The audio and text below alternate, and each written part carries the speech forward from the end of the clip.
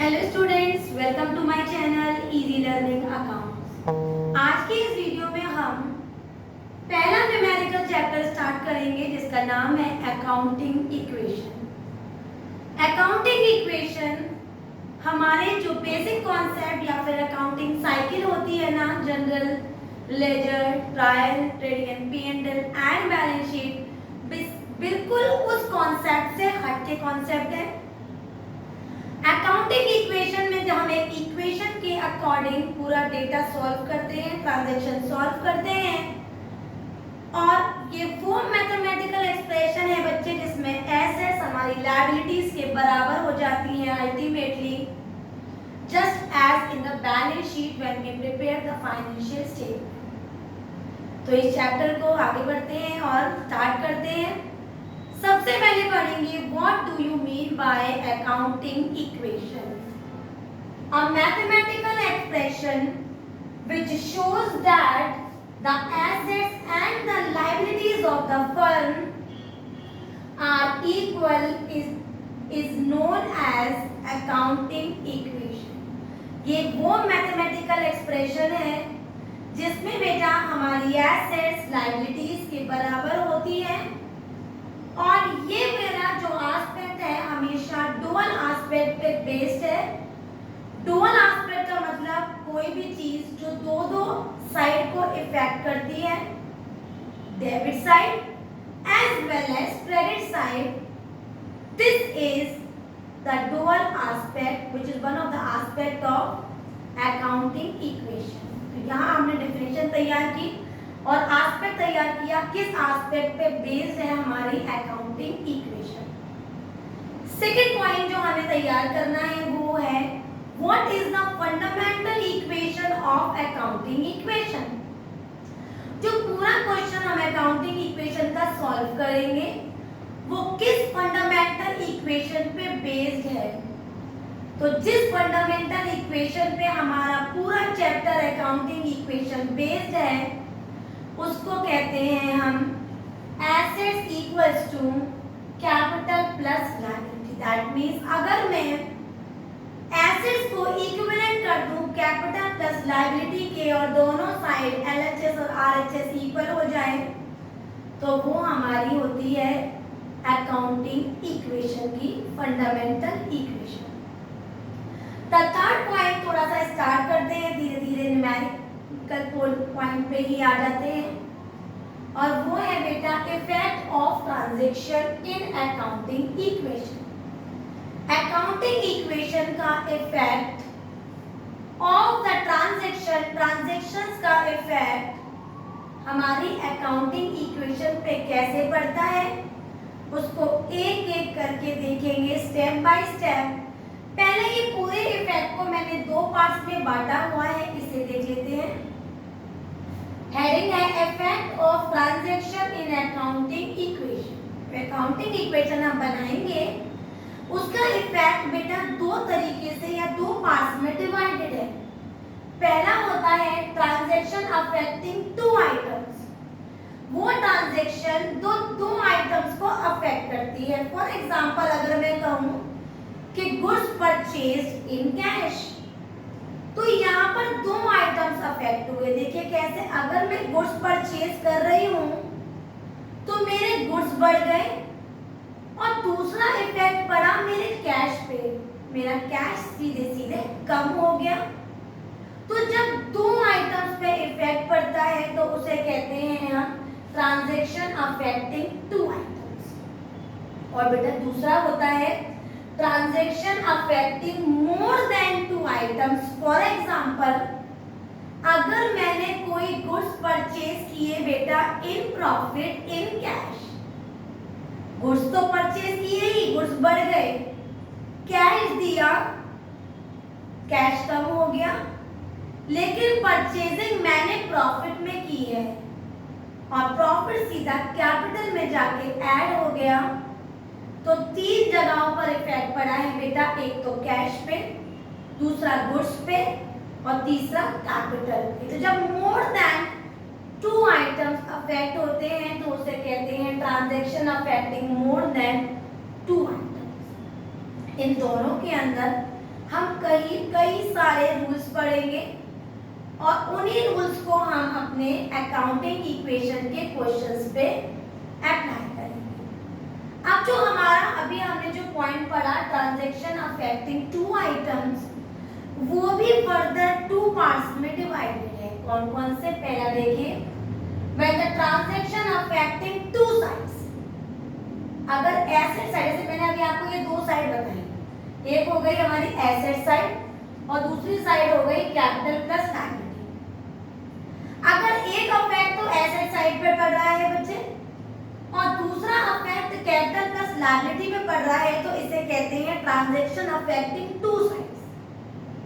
और जब same side पे कोई भी साइड ले लीजिए, डिफरेंट डायरेक्शन, मतलब अलग अलग आइटम्स पे उसको इफेक्ट पड़ रहा है लेकिन साइड एक ही है। For example goods purchase in cash, तो दोनों ही इफेक्ट बेटा कैश एसेट साइड पड़ रहे हैं। देखो कैश कम हो रहा है एसेट्स में से और स्टॉक बढ़ रहा है एसेट साइड से, तो इसको कहते हैं affecting same side but in different direction.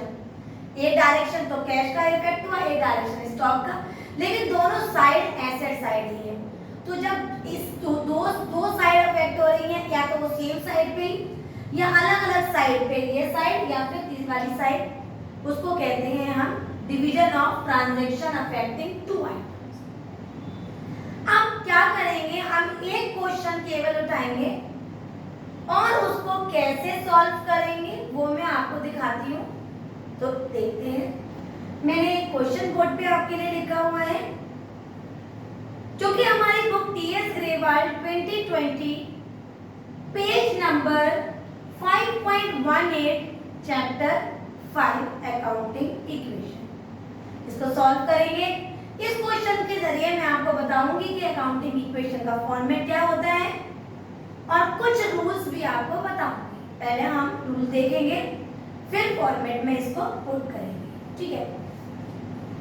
सबसे पहला रूल क्या होता है हमें अकाउंटिंग इक्वेशन का, वो होता है prepare the format in which apply the fundamental equation. तो रूल के अकॉर्डिंग मैंने एक फंडामेंटल इक्वेशन को अप्लाई करते हुए एक फॉर्मेट बना लिया। फॉर्मेट में आपको दिखाती हूँ मैंने क्या क्या चीजें फॉर्मेट में लिखी है बेटा। फॉर्मेट है मेरा जिसमें पहला नाम होता है हमारा एस नंबर का, मतलब सीरियल नंबर। दूसरा होता है बेटा बिजनेस ट्रांजैक्शन, हमने यहाँ पर बिजनेस ट्रांजैक्शन लिखने हैं। तीसरा पॉइंट होता है हमारा एसेट्स का, जहां पर मैंने वही फंडामेंटल इक्वेशन अप्लाई की है जो मैंने अभी आपको बताई थी, assets equals to capital plus liability. और ऊपर हेडिंग डालेंगे अकाउंटिंग इक्वेशन।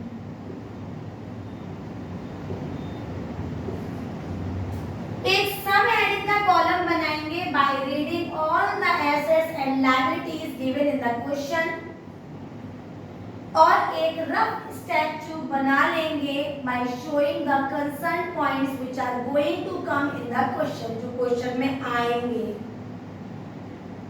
इस फॉर्मेट के बाद अब मैं आपको रूल 1 बताती हूँ कि बेटा अगर कभी भी स्टार्टेड बिजनेस विद कैश आ जाए, कि मतलब हमने बिजनेस स्टार्ट किया है कैश में, तो कैश में भी ऐड करिएगा और कैपिटल में भी अमाउंट ऐड कर देना, राइट। दूसरा रूल याद रखना, अगर क्वेश्चन में आ जाए परचेज गुड्स इन कैश, कि हमने सामान खरीदा कैश देके, टू आइटम्स अफेक्ट हो रहे हैं। गुड्स माने स्टॉक होता है, हमारे गुड्स बढ़ जाएंगे और कैश हमारा कम हो जाएगा अगर हम कोई चीज कैश में परचेज करते हैं। आप चाहें तो इसका स्क्रीनशॉट ले लीजिए, क्योंकि इसको मैं अभी यहाँ से हटा दूँ। नेक्स्ट पॉइंट जो हमें याद रखना है वो है, इसी का ही सेम पॉइंट है, परचेज गुड इन क्रेडिट। अगर हमने सामान उधार में लिया है, क्रेडिट में लिया है, क्रेडिट आइडेंटिफाइड है तो बहुत अच्छी बात है, और अगर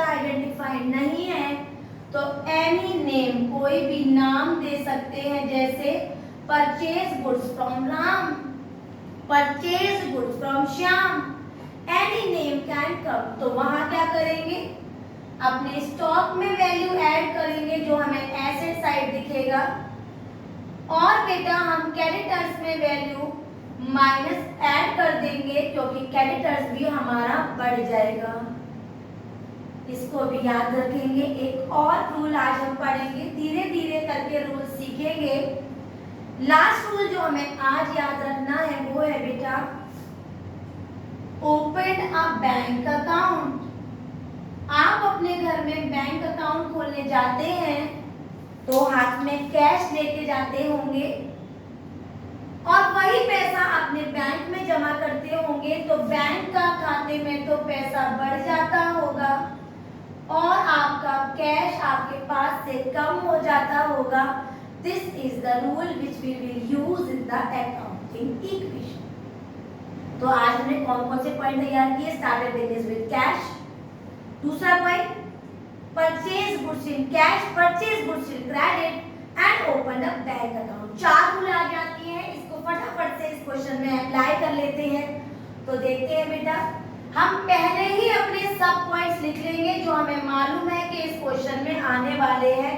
started business with cash, cash बढ़ा लिया एसेट साइड, और कैपिटल बढ़ा लिया हमने अपनी लायबिलिटी साइड, और कैपिटल भी वही आती है। ओपन द बैंक अकाउंट में मैंने अपनी एसेट साइड बैंक बढ़ा लिया, और मुझे दूसरा कैश में से ही माइनस करना है, कैश ऑलरेडी है। बॉन्ड गुड्स या फिर purchase goods from mister Sun and corporation, purchase goods और कोई नाम दे रखा हो तो हमने गुड्स भी बढ़ाए, गुड्स को हम स्टॉक भी लिख सकते हैं, और हमारी क्रेडिटर्स भी बढ़ जाएगी क्योंकि रूल कहता है स्टॉक को बढ़ाओ और क्रेडिटर्स को भी बढ़ाओ। तो अकाउंटिंग इक्वेशन हमेशा ऐसे ही बनती है, पहले हम इसकी हेडिंग्स बना लेते हैं, फिर जो जो कंसर्न आइटम्स होते हैं उनकी सब हेडिंग बना लेते हैं, और फिर हम अपनी इक्वेशन को सॉल्व करते हैं। तो हमने पहला पॉइंट लिखा और लिखा स्टार्टेड बिजनेस विद कैश। हमने कैश से बिजनेस स्टार्ट किया बच्चे, 45,000 हमारा कैश में आ गया और 45,000 हमारा कैपिटल में आ गया। तो ये हो गई हमारी पहली ट्रांजैक्शन, बाकी सभी में जीरो लगा देंगे। क्लियर है, याद रखेंगे ना, बाकी सभी में जीरो लगा देंगे। दूसरा ट्रांजैक्शन भी साथ में करेंगे, वो है open a bank account, two डाला और यहाँ लिखा open a bank account. Rule में सीखा था बैंक में ऐड और कैश में से माइनस, तो बच्चे बैंक में ऐड और कैश में से करेंगे माइनस। माइनस की वैल्यू हमेशा जीरो ब्रैकेट में दिखाएंगे क्योंकि ब्रैकेट का मतलब होता है कि वो वैल्यू नेगेटिव है, माइनस होनी है। इक्वेशन में थोड़ा सा आगे लाइन लेके यहाँ बनाएंगे न्यू इक्वेशन, और वैल्यू हो जाएगी हमारी 40,500 plus 4,500 plus 0 plus 45,000 plus 0। Clear है। अब थर्ड पॉइंट करते हैं, bought goods from Sun and corporation 11,200। Goods बढ़ गए कितने के, 11,200 के, और मेरे क्रेडिटर्स भी बढ़ गए क्योंकि मैंने गुड्स उधार लिया है।